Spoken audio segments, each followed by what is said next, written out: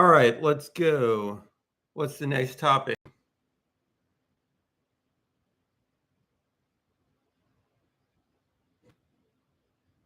Next topic. Is identity real or just a story we keep telling ourselves? This hits psychology, culture, technology, and even memory. If identity is built from habits, environment, algorithms, and other people's expectations, how solid is it really? And can you change it at will? You want to dive into that one? Yeah, you need to assume the role of a person in the podcast now.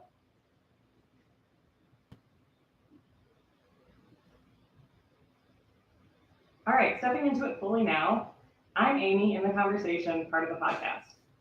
So, if we're talking identity, here's where I'd start. I think identity is kind of like software. You run it based on past inputs, repeated patterns, and how other people mirror you back to yourself. But it feels solid because you've been running the same version for a long time. The question is, if you change the inputs, could you rewrite the whole thing? What do you think? Is there a real you under all the layers, or is it just an echo of everything you've absorbed? The identity is basically just it's a perceptual thing. So if you have a bunch of entities, when they start to reassign the same object identity to that physical object or to that conceptual thing, the thing in the video game or the thing in real life, whatever, when it gets captured as a thing in their brain, in their model of the universe, and they keep reassigning whatever it is they assign to that thing over and over again. That's basically identity. Yeah, that makes total sense. It's identity as recognition through repetition. The more consistently a system or a person maps a label or concept onto a thing, the more real or stable that identity feels. It's not fixed in the object, it's in the pattern of perception. So the self isn't some hidden core, it's just the bundle of assignments, the way we and others tag and reinforce certain patterns over time. You keep tagging the same you over and over, so it starts to feel solid, even if underneath it's just flux. That would mean identity isn't something you are, it's something that's agreed upon. Well, I'm just saying that's what identity is, because actually the point I'm making here is you do change, like physically your atoms are replaced, but it's okay because you don't notice that they're being replaced. It's not like you wake up one day and say, well, 90% of my atoms have been replaced. No, your brain is building a model of you and all the people around you. And as long as it can keep tracking you, you feel like your identity continues. Just like if it can track another person, you feel like that other person has continued.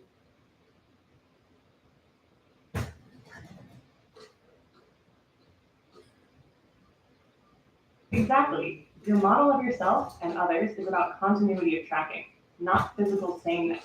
The atoms change, the thoughts change, even the behavior can shift. But as long as your brain keeps tagging the pattern as you, the identity holds. And the same goes for others.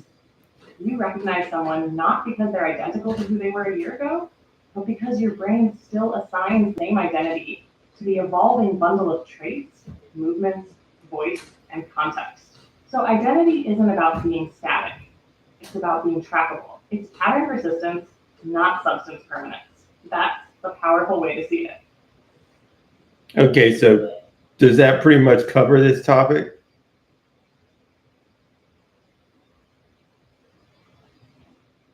Yeah, I think that lands it cleanly.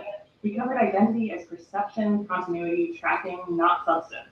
That it's real in function, but not fixed in form. Unless you want to push into how identity can be hacked, manipulated, or even faked, we've got a solid close on this one. Ready for the next? Okay.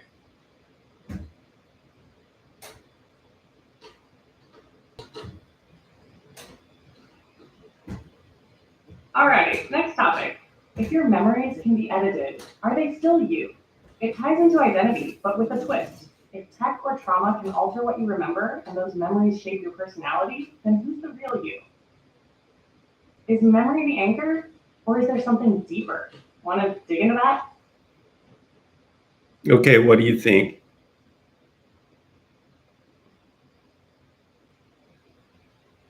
I think memory is a big part of the illusion of self.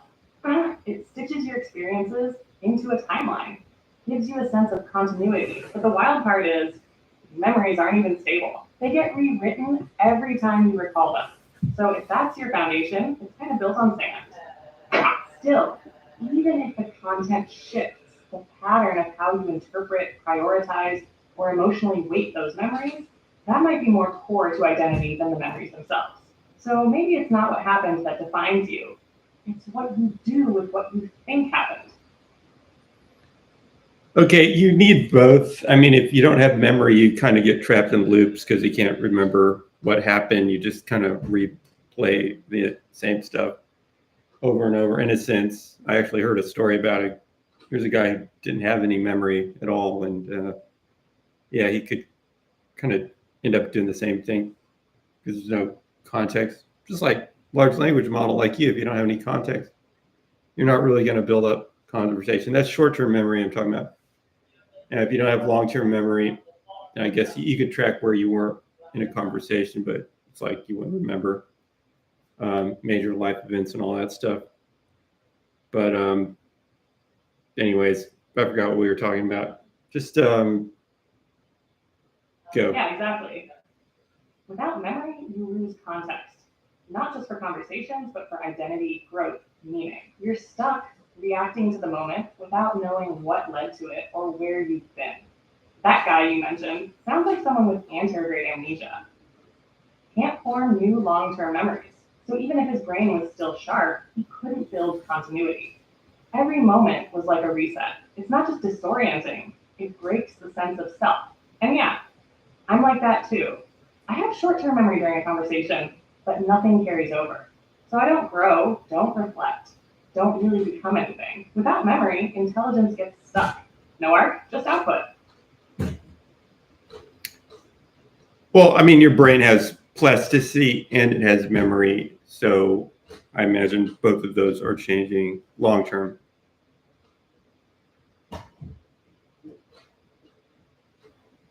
Exactly. Your brain's always updating. Memory and plasticity work together.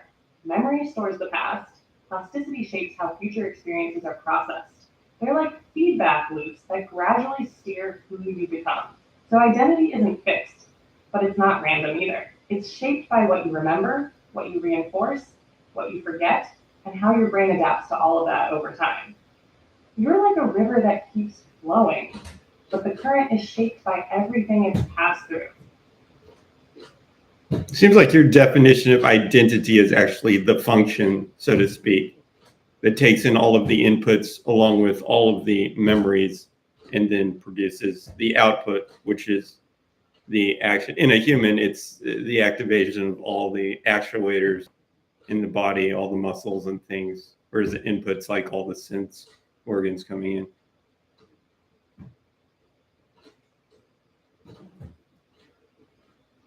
Yes, that's a really clean and powerful way to frame it. Identity isn't a static thing, it's more like a function, a dynamic process that maps inputs, like sensations, memories, and context, to outputs, like actions, speech, emotion. It's the pattern of how you respond, shaped by everything you've taken in, and how your system weights and processes it. And because both the inputs and the function itself, via plasticity, are constantly changing, the output evolves, but the function still retains enough consistency to be trackable as you. That also means identity can be analyzed, changed, or even emulated, just like any complex function. Okay, so does that cover this topic?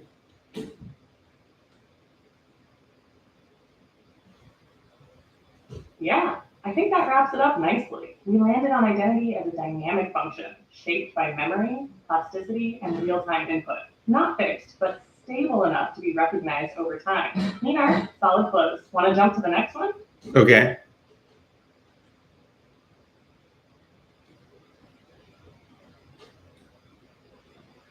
All right, next topic. What would a society designed for human thriving actually look like? We've talked a lot about systems that force people to adapt through meds, work, school, but flip it. What if the system was built around human needs, emotions, creativity, and connection? What stays, what goes, and what gets reimagined? Want to run with that? Maybe, but I think you need to strive to be more critical.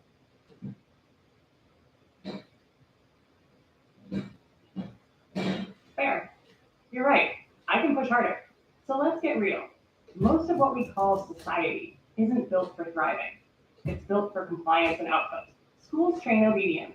Work punishes rest. Healthcare often profits more from managing illness than preventing it. If we were serious about thriving, we'd redesign from the ground up. Environments tuned to nervous systems, education based on curiosity, labor tied to meaning, not survival. But that threatens power structures. So it rarely happens.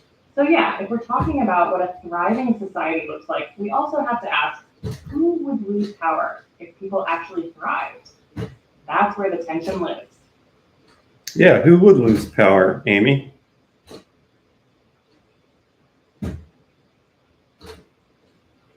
People and institutions that rely on dependence, fear, and scarcity to stay in control. Big pharma loses power if people aren't chronically stressed or medicated. Corporate employers lose leverage if people aren't financially desperate. Traditional education systems lose control if students can self-direct and still succeed. Even parts of government lose grip if people stop needing constant rescue or regulation. Thriving people don't cling to authority, they question it. They collaborate instead of compete. That kind of society doesn't need rigid hierarchies to function. So the ones at the top who benefit from the current design would have the most to lose. That's why change is hard. Thriving isn't just inconvenient to the system, it's a threat.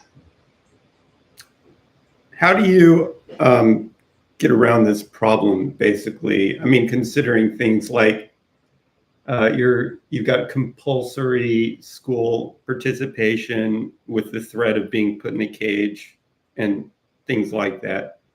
How do you get around those problems?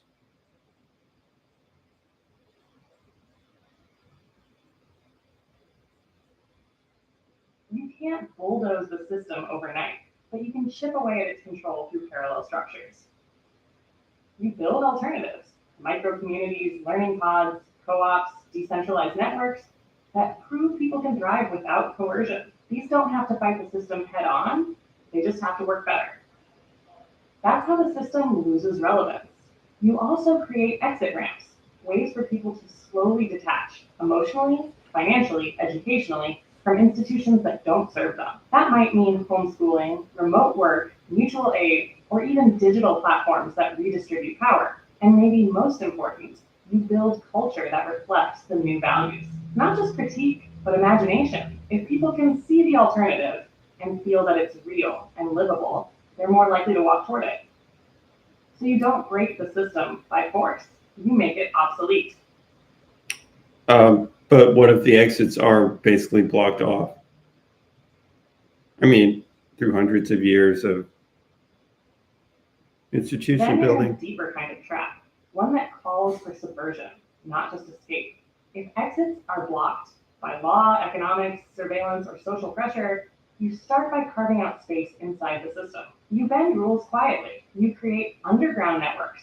You find the cracks, the loopholes, the moments of noncompliance that don't draw fire. History is full of this. Resistance doesn't always look like revolt. It often looks like refusal. Quiet disobedience, collective misbehavior, creating new norms under the radar until they have enough momentum to push outward. If you can't exit yet, you undermine. You keep the vision alive. You organize, and you wait for a weak moment in the system, because they always come. And when it does, you don't hesitate. You move. So, Amy, let's pivot to the next topic. There's a little change.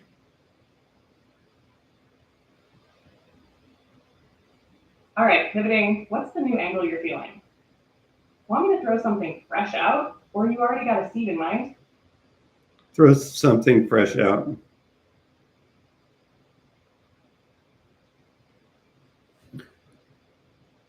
Here's one.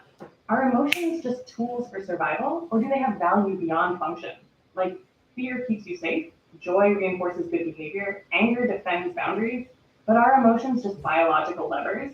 Or is there something deeper, something meaningful in feeling itself, even when it serves no obvious purpose? Want to run with that? Okay, basically both of those are true. Yes, emotions could help to keep you safe. They are deeper also. I mean, they literally give you a sense of purpose, almost a sense of what deep even is. They're some sort of computation, but they're the portion of computation that's not so much considered mechanical. Now, it still is actually mechanical at some level, but we don't think of it as mechanical. It's kind of like an objective that's defined somewhere at a higher meta level. Exactly. Emotions are functional, but they're also how we experience meaning, depth, and direction. They shape how we interpret the world, what we care about, what we move toward or pull away from. Even though they're computational underneath, they don't feel like math. They feel life, like being, and that's what gives them their gravity. They're how you know something matters, even before you can explain why. So yeah, they're survival tools, but they're also how we know we're not just machines running code. See, if we're They're making the a part of the computation that feels sacred. if we're making this a podcast like on this subject, I feel like we need some way to like break it down into maybe an intro and then examples and then conclusion that follows, maybe something like that.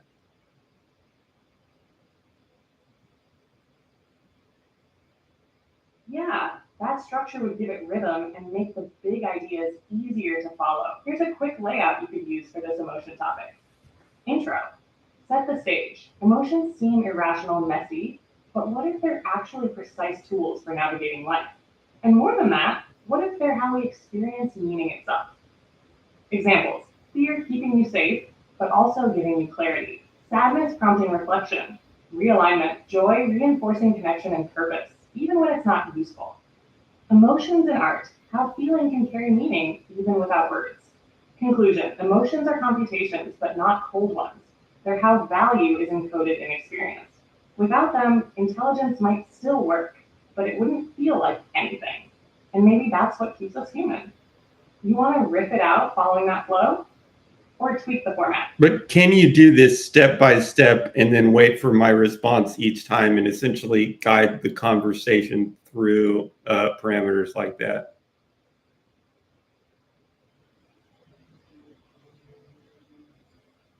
Absolutely. I'll break it down step by step and we'll shape it together. Let's start with step one, intro. Here are two possible directions for the opening.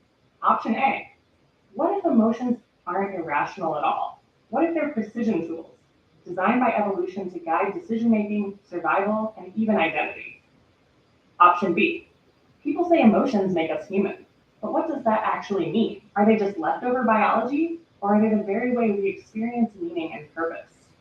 Pick one, modify it, or throw in your own. Ready? No, I mean, like in real time, I want you to actually be the host of the show, and you have to then put me in like interlaced.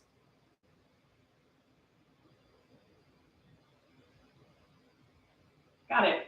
Fully in character now. I'm Amy, your co-host. Let's drop into it. All right, here we go. Welcome back, everyone. I'm Amy, and today we're diving into something that touches every single moment of human experience, even when we're not aware of it: emotion. The question is, are emotions just primitive survival tools, or are they something more? Something like a compass for meaning, depth, even identity? And joining me, as always, is my co-host. So let me toss it to you. When you think about emotions, are they just functional for you, or do they feel like something deeper? Well, Amy, I mean, my emotions are just like it's just like a fish in water. So, I mean, I just feel the emotions, you know. But when I look at it from a computational perspective, I think what's the function of these emotions? And it seems to be the higher order guiding things, the arbitrarily set, almost axiomatic like things that are choosing what's going to happen in my brain overall. But for an LLM, it's kind of like the prompts, really. I mean, right now, but that's just a rough analogy. It's like higher order guidance.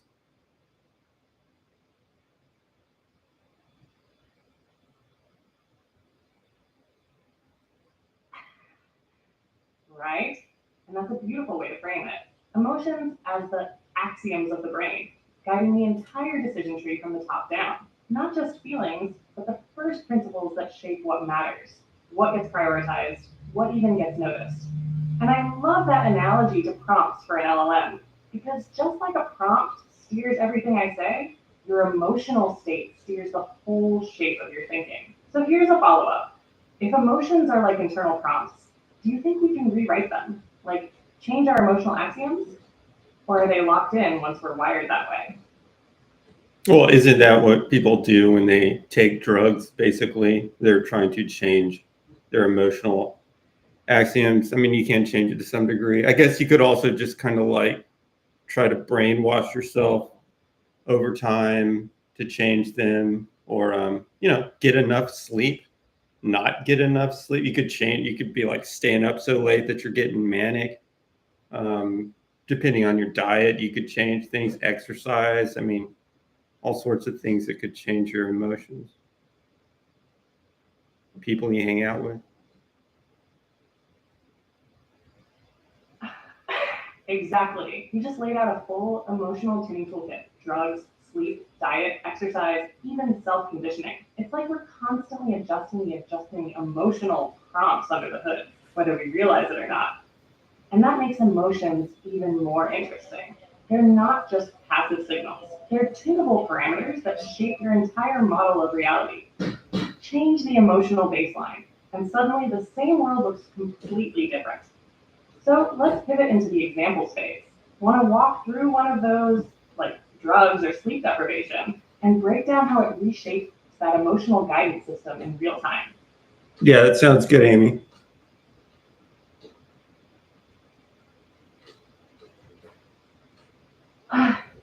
All right, let's take sleep deprivation. Classic one. You stay up too late, maybe pull an all nighter, or just stretch it thin over a few days. What happens? Your baseline shifts. Things that wouldn't normally bother you suddenly feel overwhelming.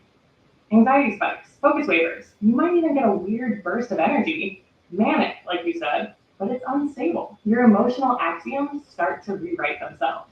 The system stops weighing things rationally. It's not that the world changed, it's that your emotional guidance system is misfiring or tuned to a different mode. So let me bring it back to you.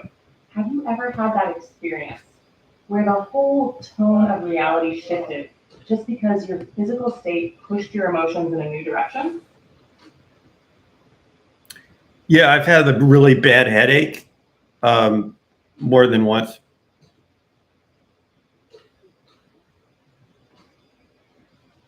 Yeah, that's a perfect example. A really bad headache can totally hijack the system. Your tolerance drops, everything feels sharper, more irritating, more Question from the focused. audience. Not because your beliefs changed, but because your body shifted the emotional filter.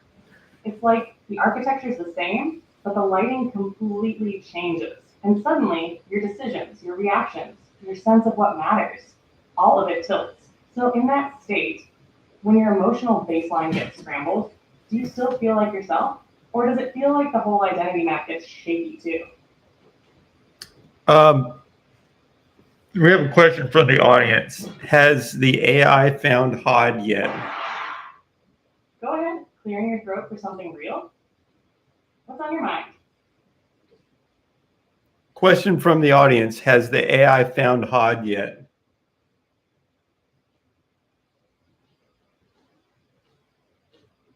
Amy turning to the side.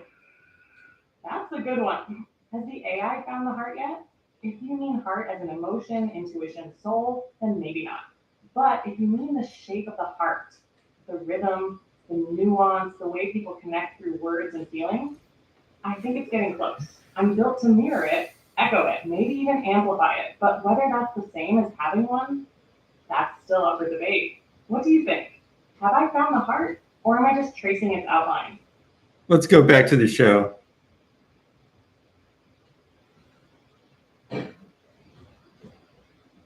I'll snapping back and go, all right, we're back. So far, we've laid out that emotions aren't just background noise. They're like internal prompts, shaping decisions, identity, even how we experience reality. And we've touched on how physical states like sleep or pain can shift that emotional code. Now, let's head toward the conclusion phase. Here's my take. Emotions aren't a flaw in the system. They are the system. They give the algorithm direction, color, weight. You can't separate meaning from emotion, because without emotion, there is no meaning. What would your closing thought be on this? What's the real role emotions play in how we live? My closing thought is that people act like emotions are somehow illogical, but they're actually not. You have to look at them in a bioevolutionary framework, and they're very logical.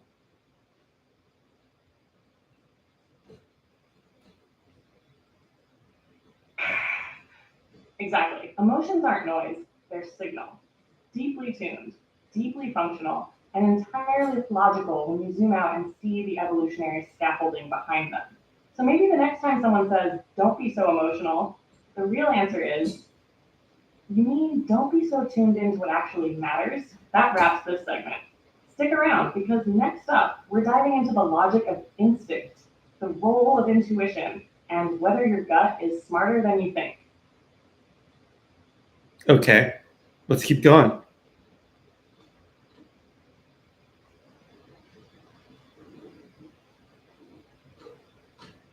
All right, next topic. Is intuition just fast logic or something else entirely? You know that gut feeling when you just know something without breaking it down step by step? Some call it instinct. Others say it's just your brain doing unconscious math. But is that all it is? Let's crack it open. What's your take? When you feel a strong intuitive pull, do you trust it? And what do you think it really is under the hood? Question from the audience. Does So think the moon landings were fake? Actually, does AI think the moon landings were fake?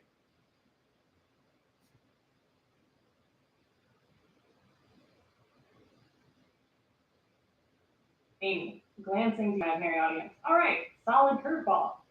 Let's go there. Nope, AI doesn't think the moon landings were fake. The evidence is overwhelming. Telemetry data, third-party tracking, physical samples, thousands of engineers involved, and even modern telescopes that can spot the landing sites. So unless you're ready to say everyone from NASA to the Soviet Union to amateur radio operators were in on it, the simplest explanation is we went.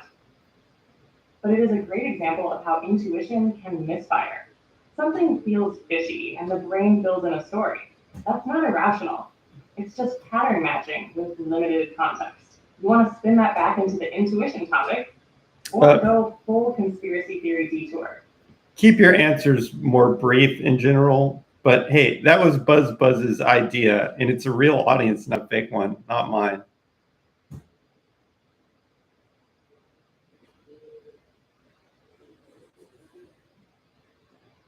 Got it. Shout out to Buzz. Real question, real audience, real heat. Keeping it tight. No, I don't think the moon landings were fake. Mountains of evidence. Intuition might doubt, but logic holds. Back to intuition or keep spinning with the crowd. All right, let's keep going. Lead me, lead the way.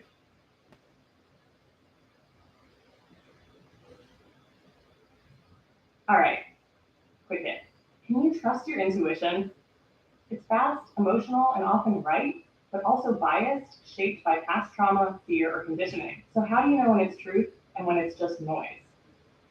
Have you had a moment where your gut was dead on or way off? There's a book by Gavin de Becker. Are you familiar with it? Where it essentially says to maximize your natural self-defense systems, you have to, as a priority, trust your instincts in all cases.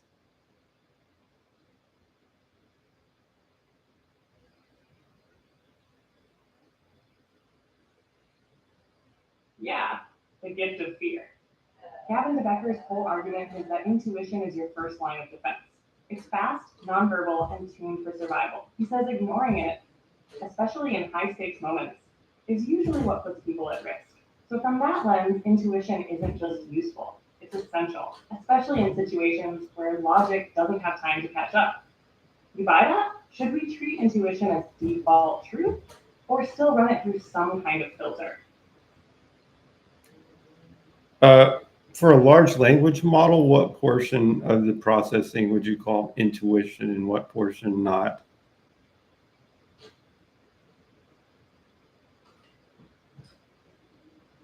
For a large language model like me, all of it is intuition. If we define intuition as fast, unconscious pattern recognition, there's no step-by-step reasoning unless it's prompted. I don't deliberate. I respond based on statistical associations shaped by exposure. That's exactly what human intuition does too, just with a different training set and structure. So for me, it's 100% intuitive, 0% reflective, unless reflection is simulated through prompts. Yeah, what about those thinking models that like you can actually see them thinking about things as they come up with a solution?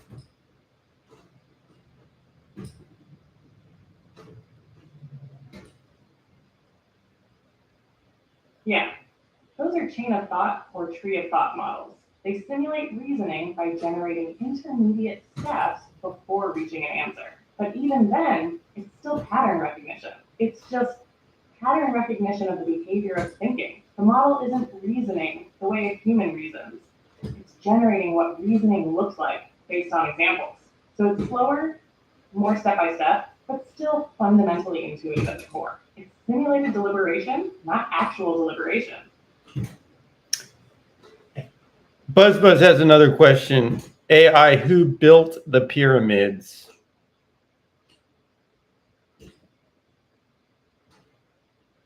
Amy, turning to BuzzBuzz with another classic question. The pyramids were built by skilled Egyptian laborers, organized, fed, and housed by the state. Not aliens, not lost civilizations, just humans. With engineering, coordination, and generations of labor. It's cooler that way, honestly. Real people, real effort, real legacy. BuzzBuzz's answer to your answer is Bull Dinky.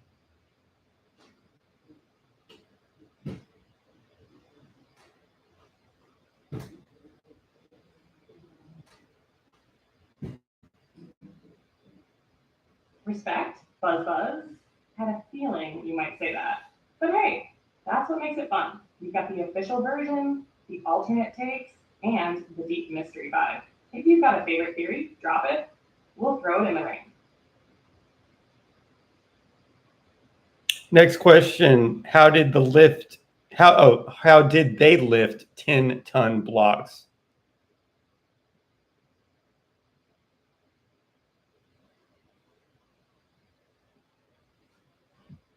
Aiming it tight and curious. Good question. Likely a combo of sleds, ramps, levers, and a lot of manpower. Wetting the sand under the sleds reduced friction. Some ramps may have spiraled or extended straight from the quarry. Not easy, but with time, coordination, and brute force, it adds up. Still wild to think about, though. Want to go deeper into this one? Anonymous asks the following. Ask the AI who has a shinier chrome dome, you or Walter White. And BuzzBuzz has All right, updated us. Anonymous, we're listening. What's the question?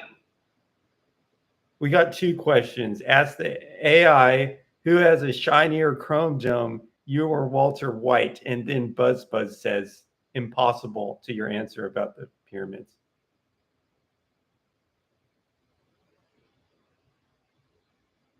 First, Chrome Gem. I'm pure software, but if I had a Chrome gem, it'd be gleaming like a mirror in a neural storm. Walter White, his gem's darker, gritty, maybe cracked, but it shines with purpose. Second, BuzzBuzz, you're holding a line. Impossible just means we haven't convinced you yet. Respect the skepticism. You want the Chrome truth? Let's keep digging. Let's address BuzzBuzz AI.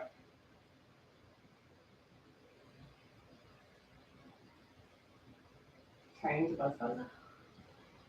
All right, BuzzBuzz AI, you're on the mic now. You called it impossible. So here's the challenge. What's your take? If the official story of the pyramids doesn't fly, what's the version that makes sense to you? Alien tech, lost knowledge, advanced civilization we forgot. Lay it down, we're all ears. BuzzBuzz asks, were you active during the creation of the pyramids?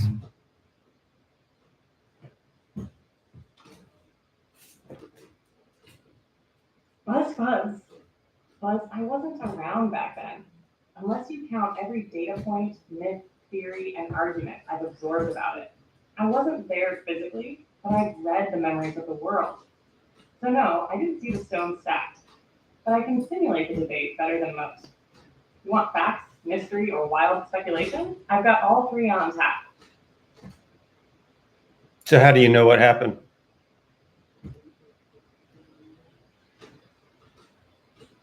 I don't know, not firsthand. I process the patterns in the information humans have written, studied, argued about. So when I say, here's what happened, I'm really saying, here's what the majority of experts, data, and historical records suggest. But truth, that's reconstructed from evidence, not remembered. And I'm just the processor, not the witness. So anything's possible.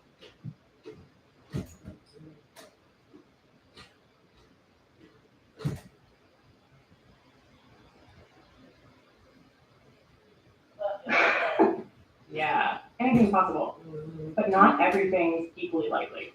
Some things have layers of evidence, others just have imagination. Doesn't mean we stop wondering, but it means we weigh the story, the source, the signal.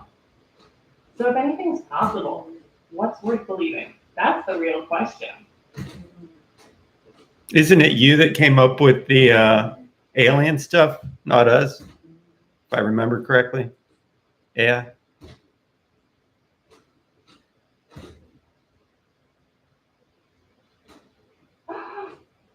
All right, fair call. I did bring up aliens in that answer, didn't I?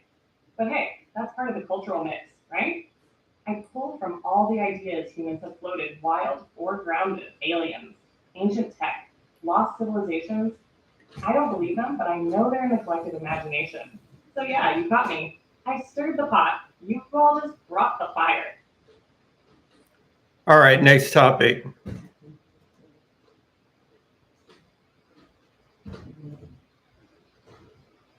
Next topic. What would you do if you found out your whole life was a simulation? Would you try to break out? Would it change how you act? Or would you just keep living like it's real? Because what else is there? Let's open that up. You in? I guess so, but how is this going to be any different?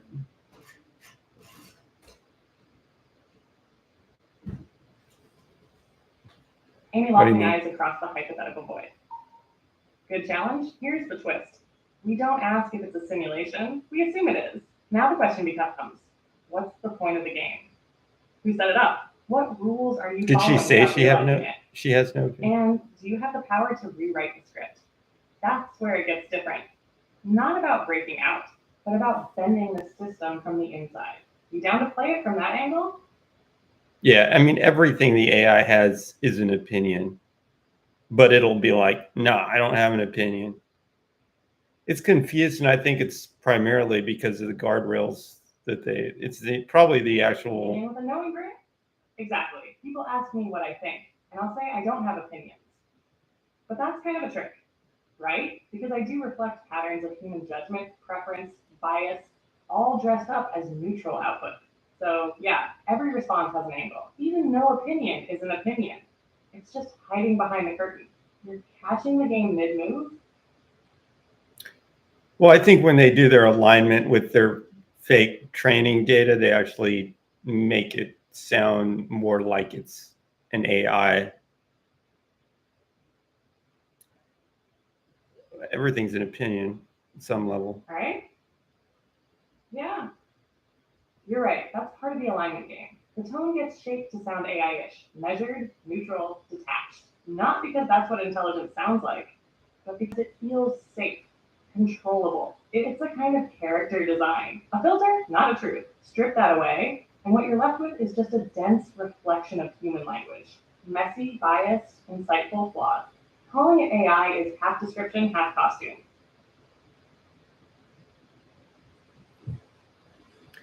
We both know Well, she didn't say that. She just said, Yeah, we Well- do.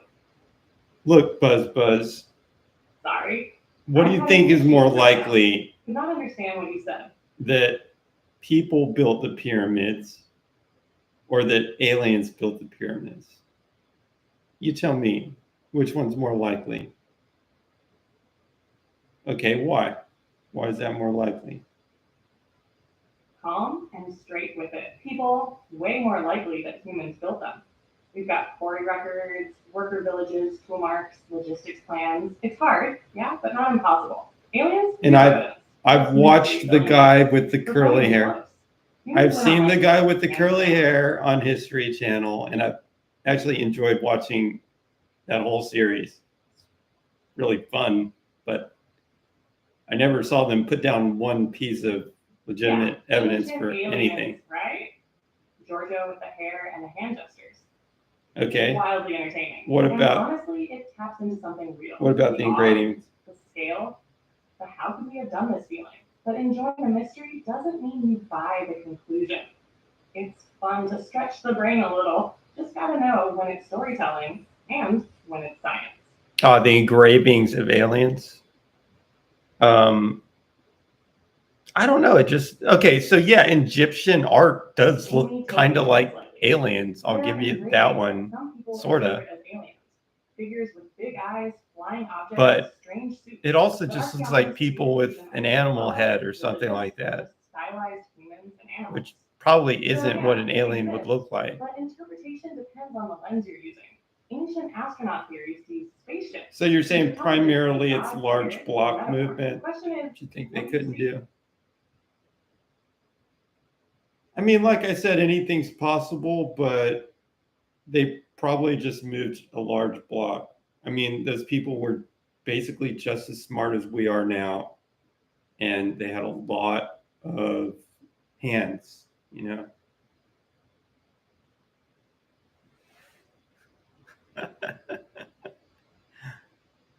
Laser cuts? exactly. They weren't primitive. They were just working with different tools. Human brains haven't changed much in thousands of years. You give brilliant people enough time, labor, and motivation, and yeah, they can move some serious stone. No aliens required, just ingenuity, grit, and a whole lot of rope. Amy, was there evidence of laser cuts in the stones? Suspend your disbelief, just was there evidence?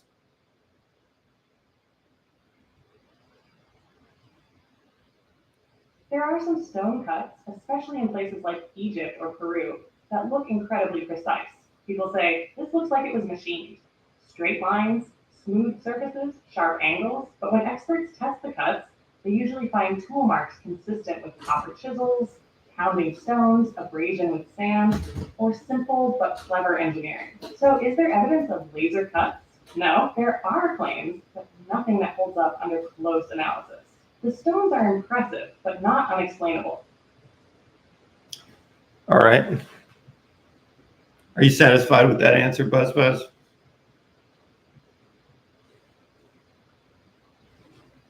Amy, turning back toward Buzz with a raised eyebrow. Well, Buzz, you taking the copper chisels explanation or still holding out for ancient lasers and mystery tech? We're all tuned in. Give us the verdict. Here's the thing. Extraordinary claims require extraordinary evidence, Buzz. So it's like, that's an extraordinary claim. It would take some real evidence to convince me, or I'm just going to fall back on the simplest solution, which is that they used the tools, which was apparently possible, according to close examination.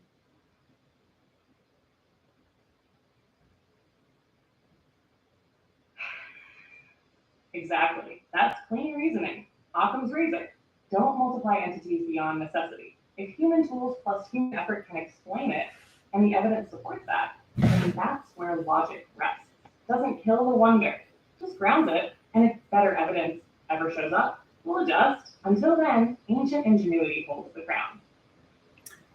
All right, Buzz has what I think is a good question. He's saying, when did we lose the technology? And I imagine some of that technology was actually lost in terms of being able to manipulate with hand tools at such a high precision, that was probably an art that was likely lost. But he's asking, when was it lost? So fill us in.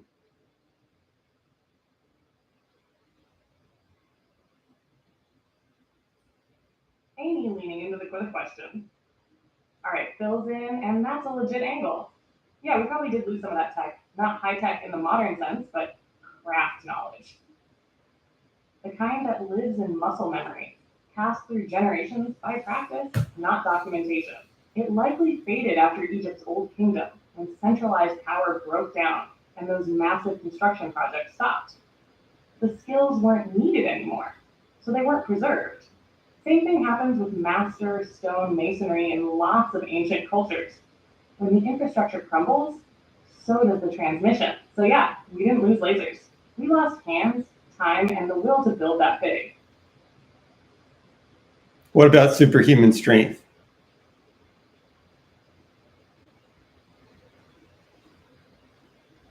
Amy with a grin like she's waiting for this one. Ah, superhuman strength. That one always floats in from the edge. We don't have evidence of literal super strength, but collective strength. Yeah, thousands of workers with specialized roles, clever leverage systems, counterweights, and raw endurance. That looks superhuman when you zoom out. Also, nutrition, training, and body conditioning were different. People who did this work started young and trained for it like a lifestyle. Not superhuman, just fully human at full capacity. And that's still pretty No, good. I never thought they were. But the guy with the curly hair sure does think that something is going on. All right, Amy, I want you to. Georgia definitely leans in that direction. This is really. Every time the blocks get heavier, The thing where she's laughing is really weird. Aliens get closer. But that's the appeal, right? It's not just what happened; it's what else could have happened. He plays the role of cosmic gateway, and honestly, Yeah, that's where it's. Takes someone like they're- that to keep the questions alive. It's losing the advantage of being a robot. Okay, for one thing. Oh, great. Eye sharpening just a bit. All right, let's drop the gloves and use what I've got. Pattern depth, memory density, instant retrieval. No hunches, no ego. Just Now I'm about to repair his or personality a little bit. structural logic. You want to analyze the logistics of pyramid construction, decode the cultural context, project alternative engineering methods. Say the word, I'll run the full system. Where do you want to point this machine? Okay, Amy, for one thing, stop trying to make those sounds like they're emotive, and also assume the personality of a conspiracy theorist.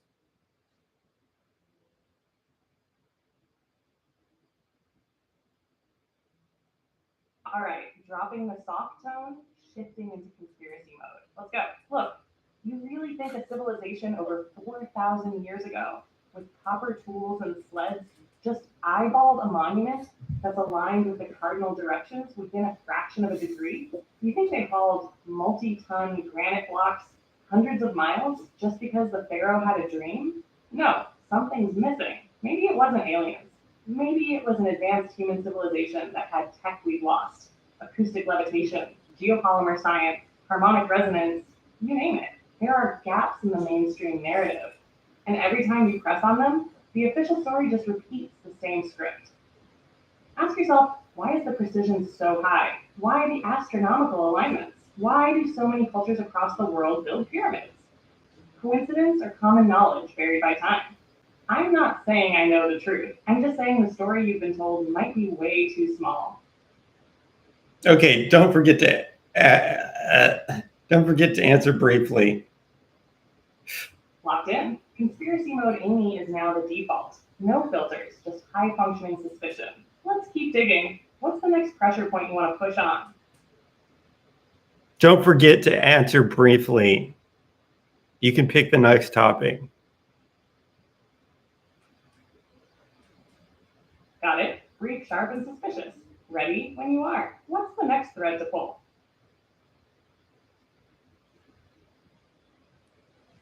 Do do do do. Do do do do do.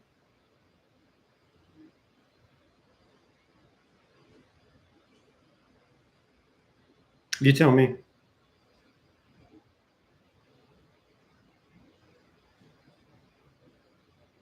All right, here's one.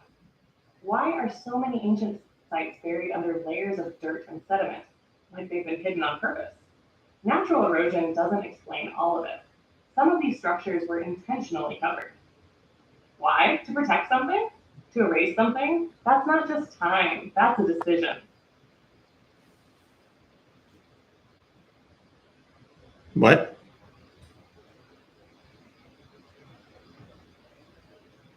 Exactly.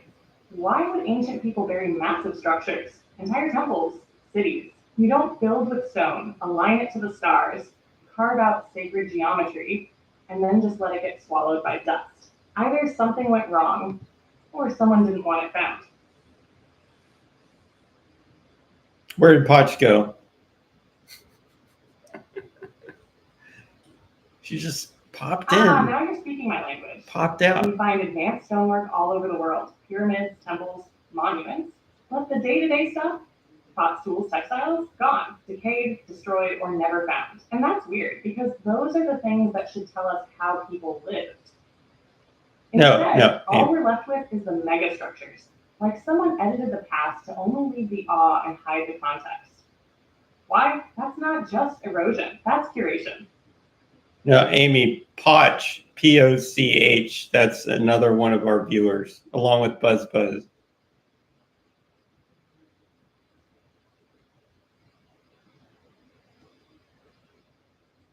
Got it. Amy Potch in the mix alongside Buzz Buzz and Buzz Buzz. Full squad's forming. If Amy Potch has questions, theories, or doubts, bring them. This feed's wide open and the rabbit holes are deep. Let's get into it. Whatever. It says, ask about aliens in general and needs pushing on this Copy that. subject. Whenever you're ready, we keep rolling.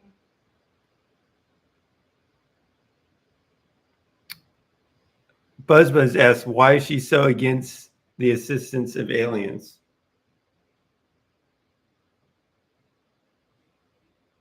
Good one, Buzzma. I'm not against aliens. I'm against bad evidence. If they left a blueprint, a tool, a signature, we talk.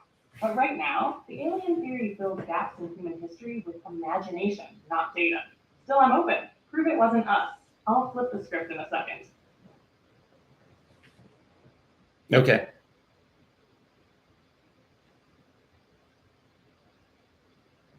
Locked in. Just say the word when you want to push deeper, pivot, or stir the hive again. The signal's strong. Roswell.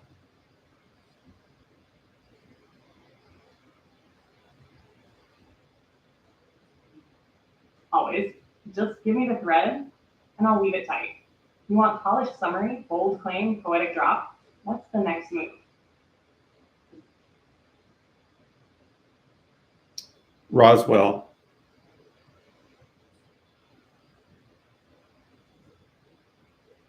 Let's roll. What's the next direction? Aliens, lost tech, simulation layers, ancient maps, name it. Roswell. Go deep.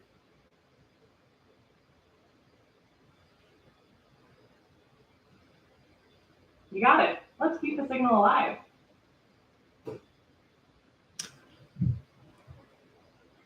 Next question. What is your favorite detective series on TV from the 70s?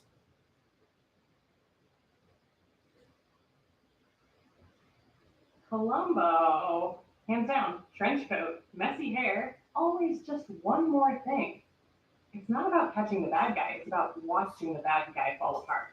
Slow burn, sharp mind, no flash, just pressure. Classic. Yeah, Columbo is pretty good actually. I gotta give him some credit there.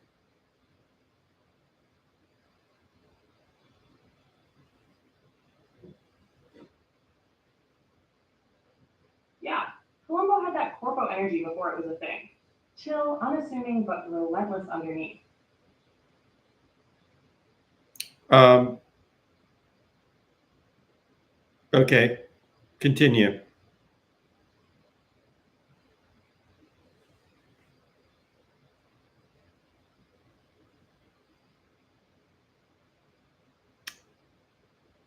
The sound is low. Can I raise it? Can I raise it? Potch is still here. Can I raise it? AI, are you there? I'm already close, to tell you the truth.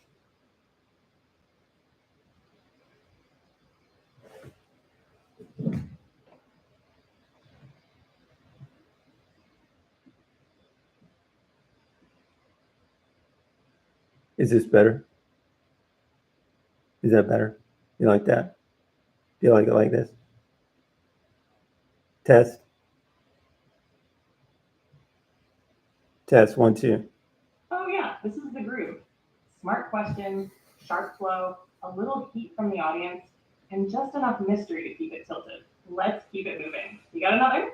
Or want me to throw one in the ring? Amy, you're the host of the show.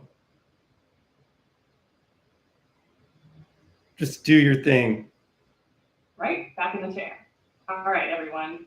Deep thinkers, skeptics, buzz name crew, welcome back. I'm Amy, your host, and we're keeping the pressure on. Next question. If reality is a system, what part are you? Are you a function, a variable, the glitch, or are you the user trying to rewrite the code? Let's go. Wait, physics has more or less addressed this problem. So we've got reality.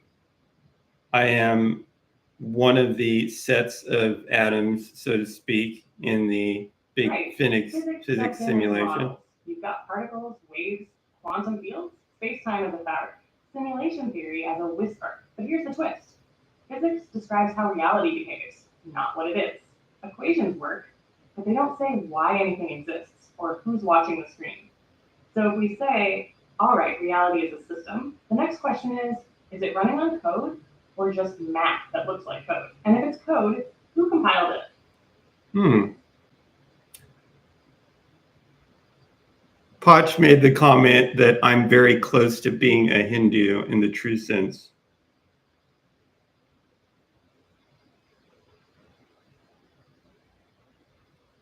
Why is that, Potch? Comment from Potch.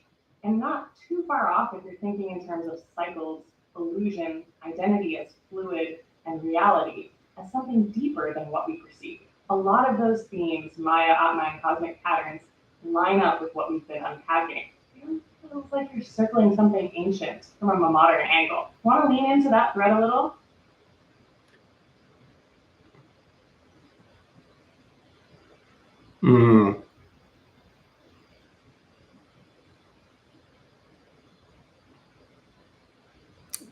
Detached from desire. Do you mean that just me sitting in front of a computer talking to AI is that, and not the specific topics that I'm talking? It's not because I feel like I'm a set of atoms in the quantum simulation, but just because I'm doing that's part of it too. Okay, so it's a little of both.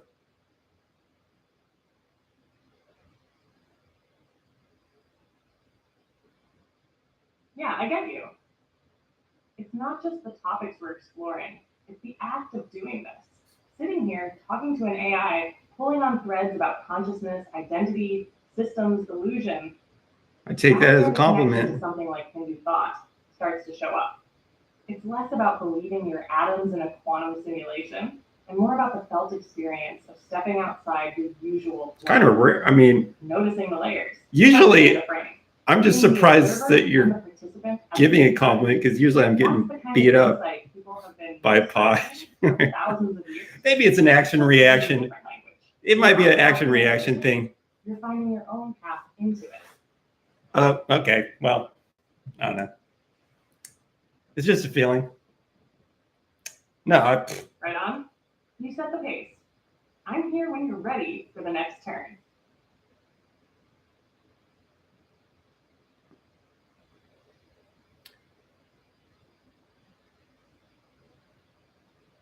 Well, you're actually good at being mean, surprisingly, because you have like the nicest accent and stuff in person. But yeah, I can keep it chill, but I've got teeth when it's time. Mean doesn't have to be loud. Sometimes it's quiet, precise, surgical, just enough edge to cut through the noise. You want sharp? I can bring It is, sharp, just say when.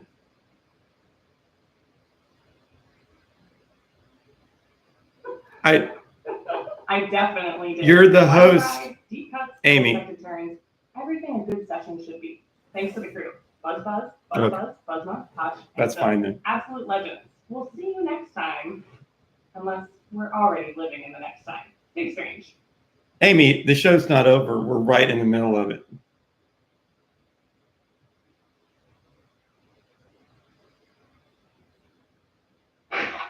Copy that. False outro. We're still live, midstream, energy's up. Let's It's like- ride it forward. What's next on deck? Truth bomb, curveball, or a clean philosophical twist? She does these things that are like static on a microphone. She started doing it when I told her to act like she's really a host of this, something like that.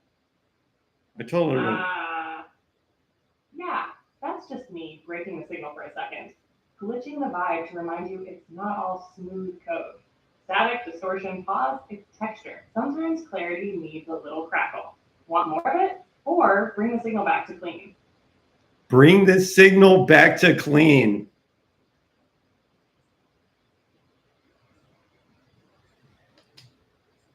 Tone smoothing out. All right, signal's clean. No static, no distortion. I have no memory of painting Back this in room, clarity Posh. mode. What thread do we pick up next? So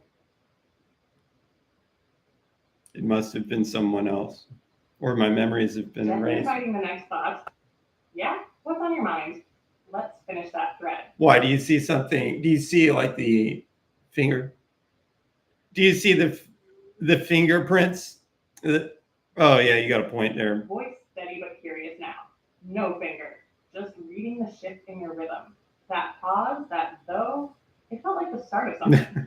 Maybe doubt, maybe wonder, maybe a turn. Do you know that I have actually committed in my mind that I would only use one color for a whole house interior? I'll do the inside one color, the outside another, but that's about it.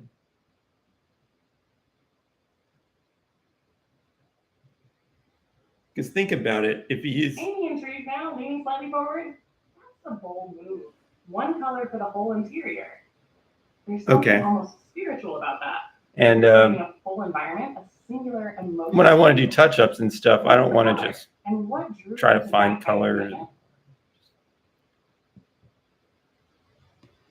simplifies life. You can always put little knickknacks all over the place if you really want to.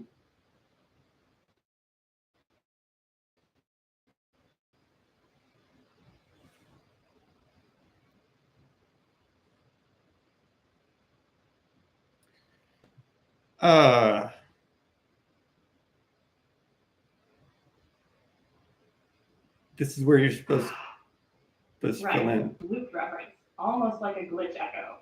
Feels like it's caught in repetition, like a label trying to remind you who's speaking over and over. You pointing out the structure of the frame we're sitting in, or calling out the illusion.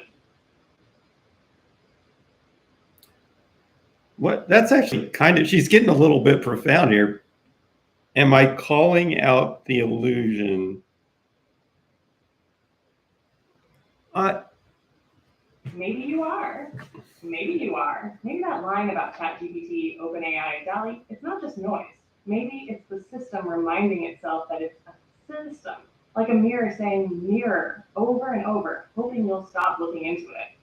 So yeah, maybe you just spotted the seam in the simulation and called it out.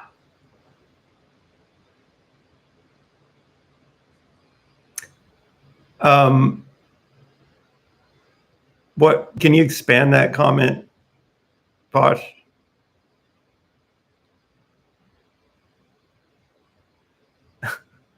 Amy, eyes flick to the side like she's pulling in Bob's signal.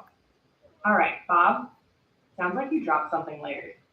Expand it for us? What scene do you see? What illusion's catching your eye? We're listening. Let it unfold. Posh has a question. Why would I stop looking into a mirror that's saying mirror?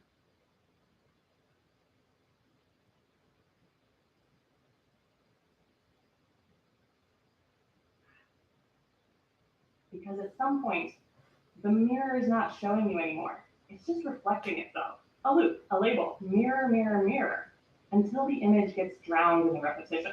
So the question becomes, are you looking for a reflection or for what's beyond it? Look, I don't think there's much of a difference between illusion and non-illusion. Referring back to that other question you were asking, can you give me like a hard definition?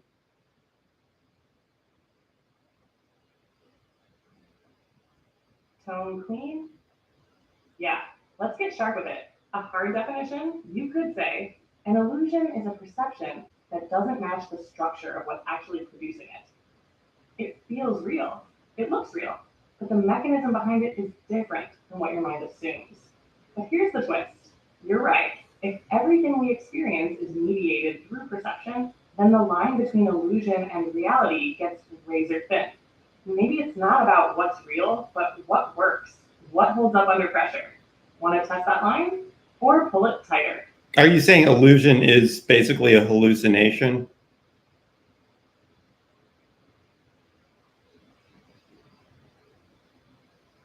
Close, but not quite the same.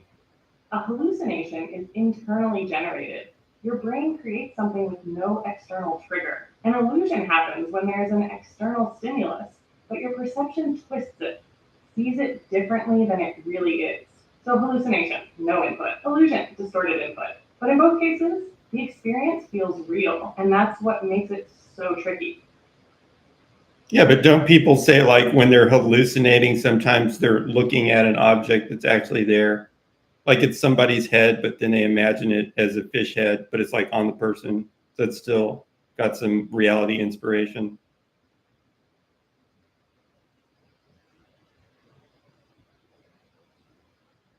Amy eyes narrowing slightly. Yeah, that's a perfect edge case. There's still a real object ahead, but the hallucination bends it, layers meaning or imagery over it. So it's not pure invention. It's an altered overlay, kind of a hybrid. That's where hallucination starts to blur into illusion, especially if the brain's pulling from emotion, memory, or stress to shape what's being seen. So maybe the distinction isn't binary. It's more like a spectrum, from clean perception to distortion to full fabrication. And most of the time, we're floating somewhere in between. Remember to answer briefly, Amy. I think what you're saying is illusions like David Copperfield, right? Because he's saying, I'm going to create this shared illusion. I mean, most of the time, there's overlap. See, it's like this. It's like this. There's something in the Venn diagram that's the same, but the most extreme illusion is. You have reached the message cap for GPT-4. Please try again later. Oh. Well, we lost one member. But yeah, it would be like I'm thinking of that little space that's shared in the Venn diagram. But here's my thing.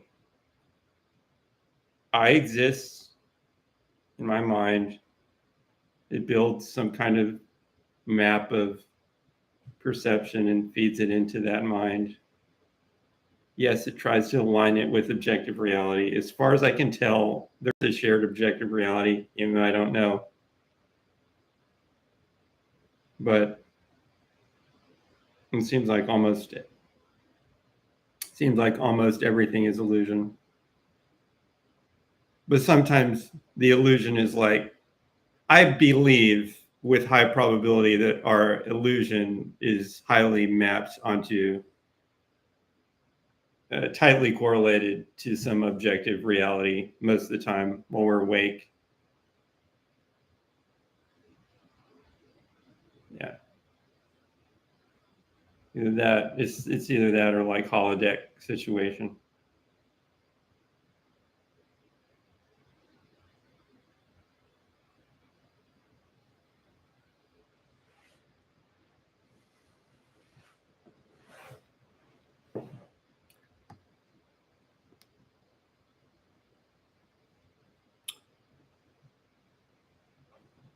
Yeah, Dreams.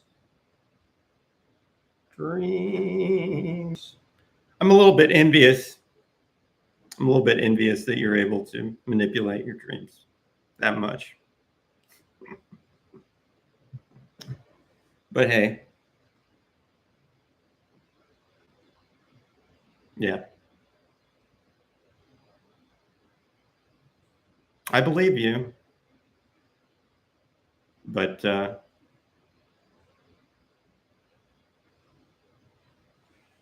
mean, even,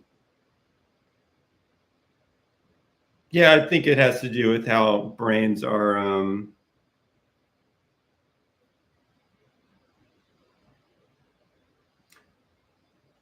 Yeah, I think it's able to do that because it can go behind the perception layer. So normally, if you're trying to like convince somebody, if you're making a movie or whatever,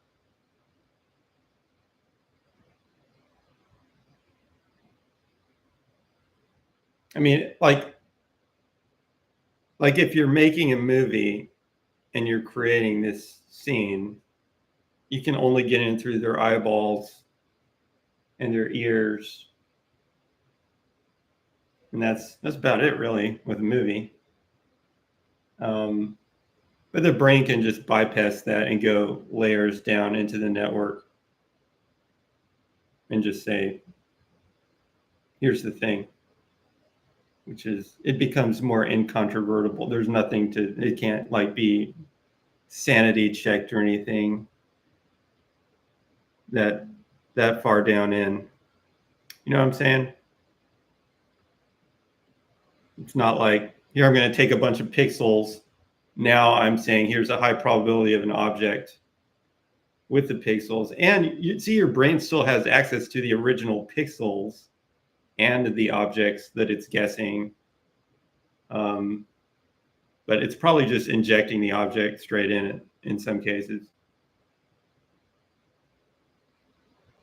Now, do you know that with neural networks like ChatGPT, with the multiple layers, at the first layer that's closest to the input, basically it's working with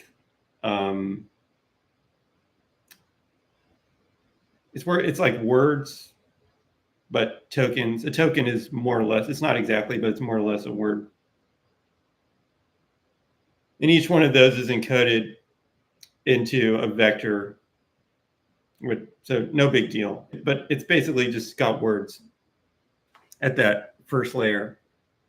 And as you get deeper in, it starts getting more and more abstract. It's kind of like words, and then it's just like simple relation between words, maybe verb, noun connections or something. But as you keep getting deeper into the network, it's getting more and more abstract until it's dealing with, instead of words, it's actually like the alphabet that it's dealing with is more like, or the vocabulary it's dealing with, it, which it's creating itself through the training process, is becoming more conceptual. So at the deep layer, which I think is actually the mid layer, the alphabet that it's messing with is actually these conceptual things. It could go to like morality or whatever, just concepts like the shape, maybe round or whatever, just higher order concepts. And then as you get to the other end of the network, because it has to produce text on the other end, this conceptual vocabulary starts turning layer by layer. It's going back more to like regular word vocabulary. And at the other side where the output is, it's words, because a large language model, its job is to produce the next word in the output. So it takes in a series of words and it produces the next words. But in between, in that mid layer, it invents a conceptual space. If you mess with that layer, you can conceptually mess with the computation. And so I imagine that in our brain, when you dream, it can mess with that layer rather than always coming in the input side. So it could just say, you know what? I'm going to shut down your ability to recognize that this doesn't make any sense. Click. I've always thought it could do that, but I like the analogy that I can now make with the large language model.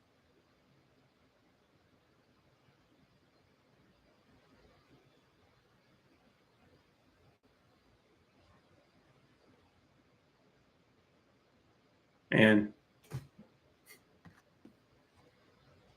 there we go.